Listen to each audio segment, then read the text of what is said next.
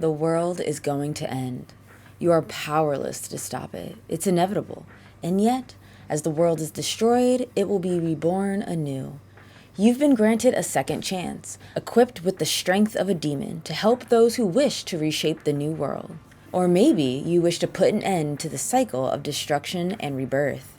Finally, I've played my first Shin Megami Tensei game. Although I have dabbled in Persona, this is my first original SMT game. Shin Megami Tensei Nocturne. This game has its ups and downs and was certainly packed with things I didn't expect to be dealing with. It all starts with a woman telling you about the fall and rebirth of the world, and she wants you to live through it all. The end is coming. You wake up and I guess you fell asleep on the train? You are going to meet your classmates and teacher at a park that recently was the grounds for a deadly riot. Instead, you find a dude talking about how two cults were going at it at the park. Whatever, no big deal, you get a call from your friend saying to meet her at the medical center. After all, that's totally a normal place to meet your teacher for career advice. Before you leave to meet your classmates and teacher, he gives you some kind of cult magazine. You meet with your friend, Chiaki. She takes it off your hands while she sends you to hunt for your other classmate, Isamu, who is looking for your teacher. Fast forward, the gang splits up and you find a cultist named Hikawa, who wants to bring forth the conception, the process of destroying and rebirthing the world. Just as he's about to end you, your teacher comes through and you two have a chat on the roof and watch the world as you know it end. In your dreams, you're met with an old woman and a young man. The boy imparts a gift, a magatama, a worm-like insect that you ingest and gives you the strength of a demon. You are born again as Demi-Fiend. And then, you just kinda go. See the new world called the Vortex World, talk to demons, find your teacher and friends. The story is pretty non-existent for the first few hours of the game. It's more about seeing the new state of the world, and if there's one thing I gotta give Nocturne a hell of a lot of credit for, it's the atmosphere. Boy, do you feel alone, but where it falls super short are its supporting characters. I am a very character-driven person. If there are weak characters, it's usually hard for me to stay invested. Let's talk about your friends, quote-unquote. Thankfully, they made it through the destruction of the old world, but they kind of just leave every time you meet up with them. Mind you, you're in a world full of demons who drain humans for their magasuhi, which is a substance of strength. And yet, they're out here surviving. They take Thor's hammer to the side and live. And I was like, alright, sure, I'll write it off as some anime bullshit, no problem. Then, there are the mannequins, who are falsified humans built from mud. Despite being human imitations, they're easily the realest motherfuckers in the game. I'm going to dive into some spoilers. If you're not interested, please skip to this number right here. Are you ready? Because here we go. I really hate how your friends all become contenders in shaping the new world. It felt empty. There was no build up to their characters or any sense of friendship to latch onto. I am a sucker for best friends being pit against one another, but I have to feel their friendship and their drive to shape the world. We got none of that. We were told they were friends at the beginning, and that was it. As for them suddenly wanting to change the world, also left field. Never before did they have any interest in shaping the world. They went from point A to C and we never saw B, how they arrived at their reason for wanting change. Also, it felt weird when your allies turned on you. The most we got was they heard a voice, and maybe that was corrupting them? I don't know. The only people I like are the mannequins. Even Sakahagi, the mannequin that skins other mannequins. At least he was straightforward, unlike the others. Basically, Nocturne is about who gets to create the new world, and what that world will be. A human must gather enough magasuhi, a source of strength, to call upon a god to bless their reason. A reason is essentially their will and what they want to shape the world into. Then they go to the moon and their request is granted. I'll criticize Nocturne all day for its characters. I don't think that was ever the focus. Rather, the characters were merely representatives of ideologies and philosophies. Which world sounds best to you? There is no one right way. Each reason has its pros and cons, and I think that's what Nocturne tries to show. You can align yourself with any of these reasons, or none of them. Nocturne has 6 endings, and if you really like the game, luckily for you, there's a New Game Plus. I'm amazed you're still alive. I kid you not, when I said I was getting into Nocturne, I was met with so much, ooh, good luck, or that game's hard. And I'm gonna keep it real, I don't think it was that difficult. It's no pushover, but it's not unreasonable. Now, I've seen some Let's Plays on hard mode, and that's a different story. Nocturne is a turn-based RPG with heavy emphasis on weaknesses and strengths. SMT uses the press turn system. Each demon grants you 1 turn, shown by the demon icons. You can pass, which skips the current demon's turn and moves it to the next one, who has to either make a move, or if you pass, you simply lose a turn. How you gain turns, capping at 4, is hitting enemies' weaknesses or landing criticals. Alternatively, demons have various levels of strength against certain elements. If a demon is simply strong, they take less damage. Null means they block the damage and take away 2 turns, same goes for a miss, and Drain means they are healed from the damage and effectively ends the turn. These rules apply to your team and the enemies, so it's incredibly important to make note of who is weak to what, or else you'll find your enemies will take 8 turns in 1 round, which could be devastating. And normally I'm pro offense is the best defense, but in Nocturne, defensive measures cannot be understated. A reason why Nocturne could be described as difficult is trial and error. If you go into battle with the incorrect party, you will be dominated. Levels matter very little. It is 90% party composition and 10% levels. Thor was my first loss, and that's because my team had no defensive measures against lightning.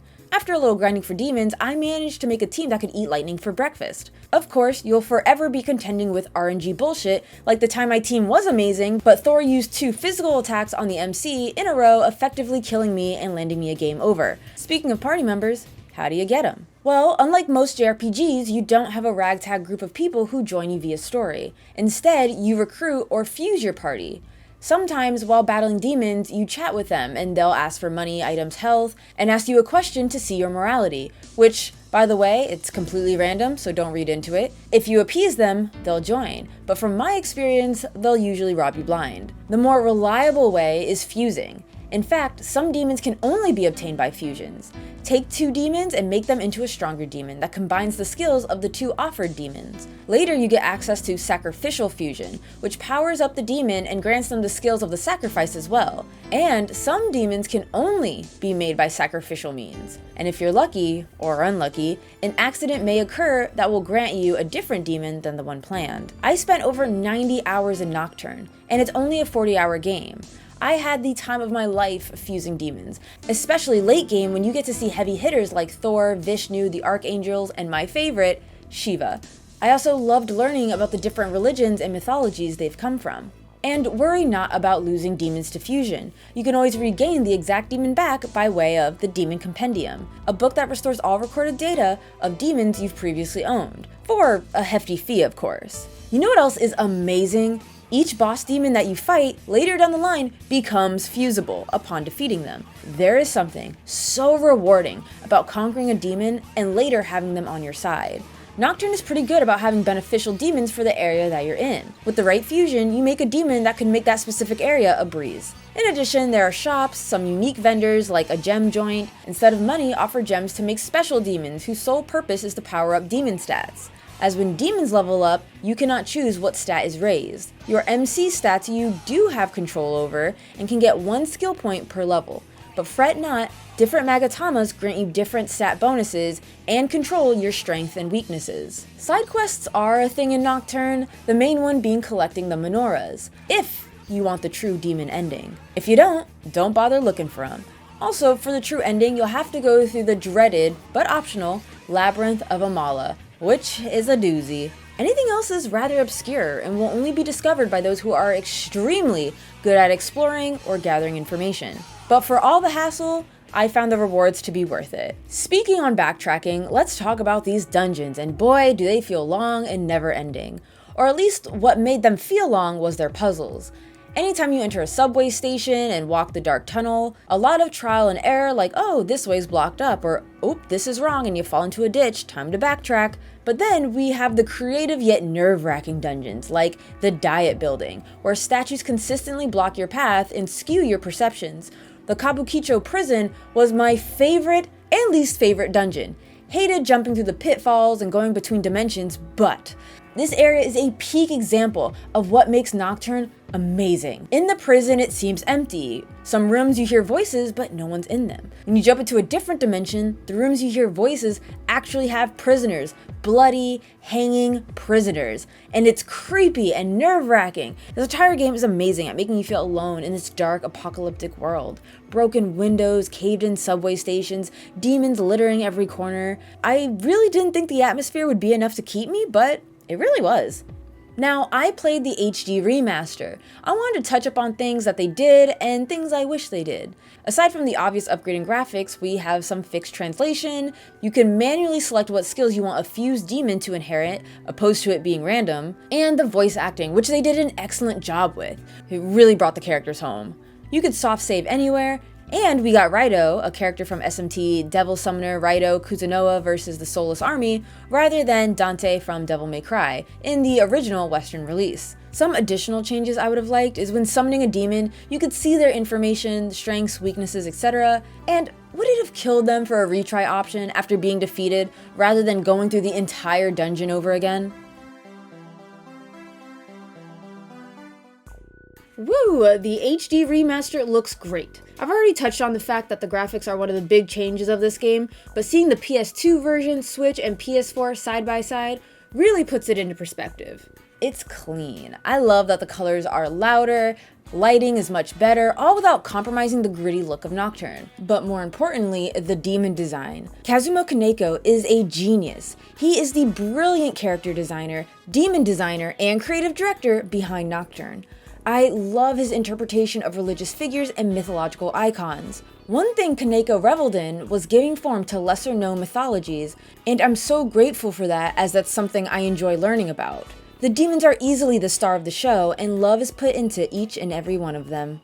The music is fantastic, and oh lord, I truly did not expect Nocturne to have a soundtrack worth vibing to. For a game that leaned into horror elements, Nocturne had different area themes, different battle themes, for bosses, for the fiends. I truly appreciate any game that goes the extra mile in giving different themes to rock out to. It really elevates the mood. I tend to have low bar expectations for horror-esque games, and every time I do, I've been blown away. It does a great job in balancing music you can pop off to while still being unsettling with demonic screeching in the background. I think my favorite, hands down, are fighting the fiends. This is going to be in two parts. When you're introduced to the fiend, a theme plays that is ghostly and the calm before the storm. Then there's the actual battle, when the bell tolls signifying doomsday has arrived. Again, Nocturne masters the balance of hype battle while still being quirky and supernatural. I love it.